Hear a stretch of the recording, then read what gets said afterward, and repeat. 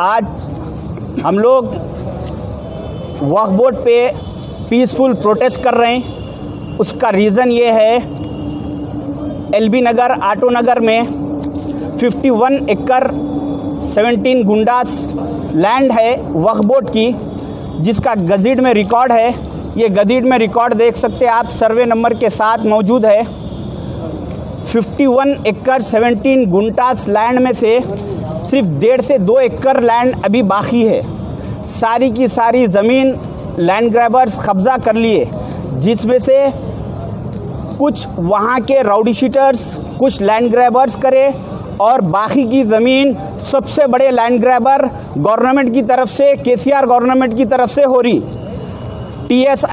TSIIC एक government का department है, वो डिपार्टमेंट उस ज़मीन पे कब्ज़े पे अभी फ़िलवक्त मौजूद है और वो लोग वहाँ पर आज कंस्ट्रक्शन कर रहे हैं। 2 दिन से कंस्ट्रक्शन कर रहे हैं और उन लोग वहाँ पे CRPF को और पुलिस को फुल सिक्योरिटी आसपास के पूरे रोड्स ब्लॉक करके इतना खौफ से उन लोग काम करा रही। CRPF को अगर इसमें गवर्नमेंट इन्वॉल्व नहीं है तो CRPF बगैर गवर्नमेंट के इन्वॉल्वमेंट के नहीं आती। तो उनको इतना डर है, अगर उनकी खुद की ज़मीन होती तो उन लोग सीधा सीधा काम कराते। और हम 2 दिन पहले जब उनसे 2 दिन से फिर रहे हैं उनके पास, उनको काम रोकने के लिए रिक्वेस्ट कर रहे हैं, तो वो लोग सुनने का नाम नहीं ले रहे हैं और CRPF हमारे को करीब आने नहीं दे रही।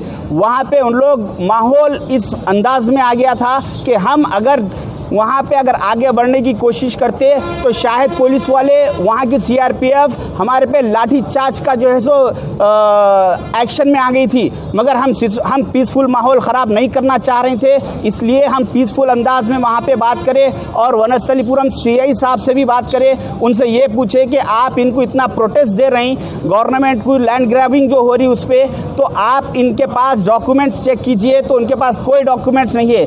वहाँ के CI साहब, जबकि ना तो कंस्ट्रक्शन जो चल रहा है वो कंस्ट्रक्शन का उनके पास परमिशन भी नहीं था, बग़ैर परमिशन के काम करा रहे हैं। जब हम उनसे कंस्ट्रक्शन परमिशन के लिए पूछे तो वो बता रहे हैं कि हम आपको परमिशन, कोई डॉक्यूमेंट्स नहीं बताते, आप क्या करना है कर ले सकते।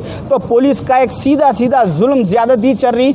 ये मैं आप लोग के सामने एक आटो नगर की एक ज़मीन का आपको एक मैं एग्जाम्पल दे के बताता हूँ। ये 51 एकड़ 17 गुंटास लैंड है। 51 के बजाय हम अगर इसको 50 गुंटास के अगर हिसाब से कैलकुलेशन करें तो वहाँ की मार्केट वैल्यू 50 एकड़ की 500 करोड़ रुपए है। 500 करोड़ रुपए की एक ज़मीन वक्फ बोर्ड की है, 500 करोड़ की। अगर हम इसको वक्फ बोर्ड, अगर जुडिशल पावर होता और वक्फ बोर्ड इसको सही यूटिलाइज करता, आज हमारी कौम बद से बदतर हालत पे है, गरीबी में आखिरी दर्जे में है। दलित से हिंदुस्तान के हर जात से सबसे कमज़ोर मुसलमान है। उसकी वजह यह है कि वक्फ बोर्ड का सही यूटिलाइज नहीं हुआ। अगर ये 50 एकड़ ज़मीन 500 करोड़ की वैल्यूबल ज़मीन को अगर सही तरीके से अगर हम इसको यूज़ करें, अगर इस 500 करोड़ का अगर इनकम लगाए, एग्जाम्पल मिसाल के तौर पे 1%, तो 5 करोड़ रुपए इसके मंथली इनकम होता।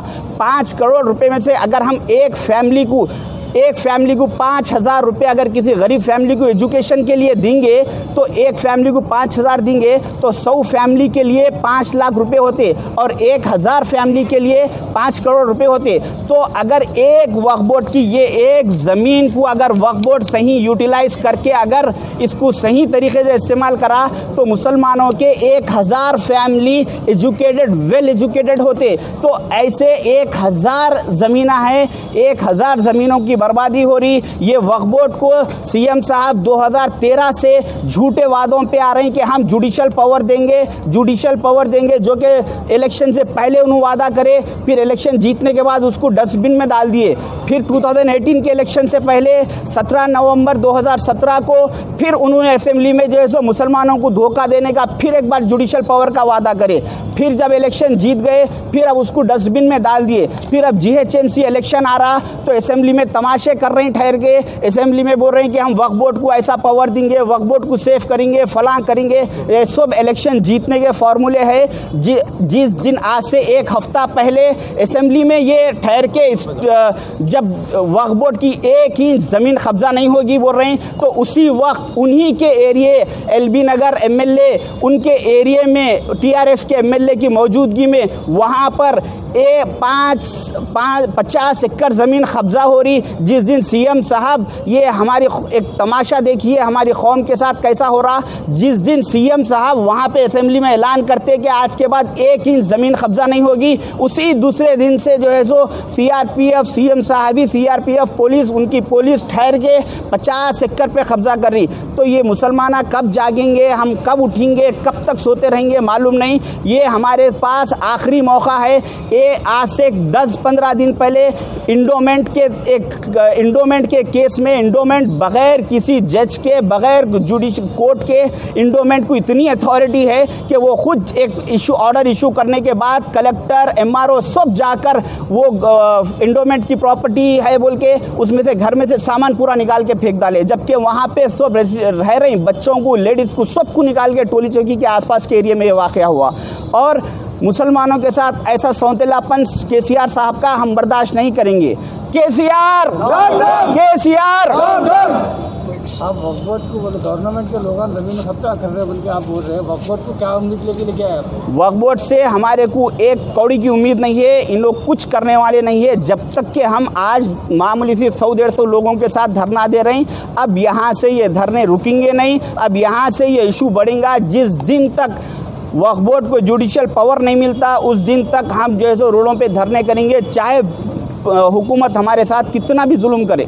ये जो जुडिशियल पावर के लिए हुकूमत कई दिन से बोल रही, जैसे हुकूमत नहीं आने से पहले थे हम देते बोल के बोल रहे। अब वक्फ बोर्ड को क्या उम्मीद लेके वक्फ बोर्ड तो हुकूमत जैसे बोलेगी वैसे सुनेंगे ना वक्फ बोर्ड। वही वक्फ बोर्ड से हमारे को उम्मीद नहीं है, इसीलिए हम जो है सो प्रोटेस्ट शुरू करें। अब हुकूमत कि हम असलियत, हुकूमत का असली चेहरा हम आवाम को बताएंगे, आवाम तक लेके जाएंगे, मीडिया के ज़रिए से बता के इनको हम इसका बहुत जल्द से जल्द इनको सबक सिखाएंगे। इसका वक्फ बोर्ड का आने की वजह क्या?